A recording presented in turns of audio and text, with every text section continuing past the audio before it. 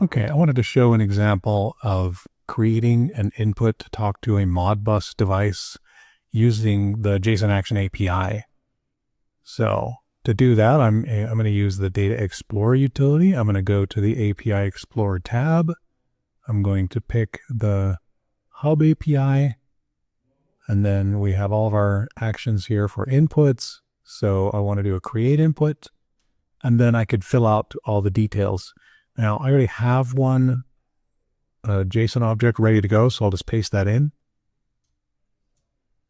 And then we'll make this a little bit bigger so we can see it a little bit better. Close this help window. Okay, so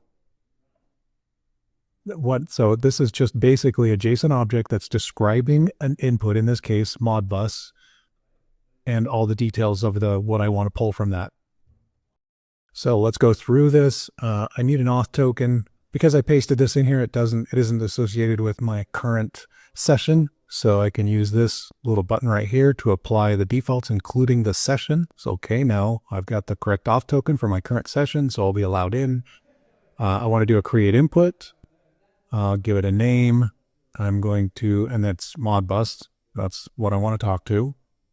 Then we have to tell it where our Modbus device is. How is it going to contact it? So that's all right here. Then how often I want to pull the data. And I want to pull 2 tags right now. So I'm going to give it the Modbus details, the address, what it is, how many there are, that kind of a thing. All this is the Modbus specific information. And then I'm also, with each tag, I'm going to associate it with a JSON property. And there's an optional path. I didn't include a path in this case, but you can in order to make sub objects and, different things like that. What this will allow the Edge product to do is every time it reads the device, it's going to create a JSON object with that data in it. And we'll look at that.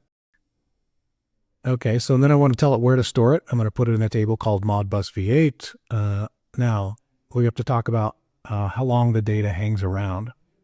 Now, I've got this set right now to only keep the most recent 30 days worth of data. I can set this to weeks, months, whatever, hours, all that. I can also set this to never purge, which means keep all the data. And, sometimes that's what you need. Sometimes you're trying not to, fill up a bunch of space, or, you don't want to have to come back and worry about whether things are filling up. So you can choose, it's completely under your control how long the data hangs around. So that's it. That's pretty much the details of reading a simple Modbus device. So I've got the auth token all set up. So to get it to go, all I have to do is hit this play button, which sends this JSON object to the Edge product, and then it parses it, does what we ask it to do, and then sends us a response. We'll pull this up so we can see the response. Error code 0, yay, nothing went wrong. Okay, so let's go look at that. Let's go see if it's pulling data and what the data looks like. So we come over here, let's look inside the tables. There's our Modbus v8 table that we specified. I want to select this table records to see the contents. And I see there's 3 readings already. Now remember, it puts the JSON object that we create into the source payload field. So we can click on the editor to see that. And there's our object. So there's the data that I wanted it to read. There's a timestamp. Everything needs to be timestamped.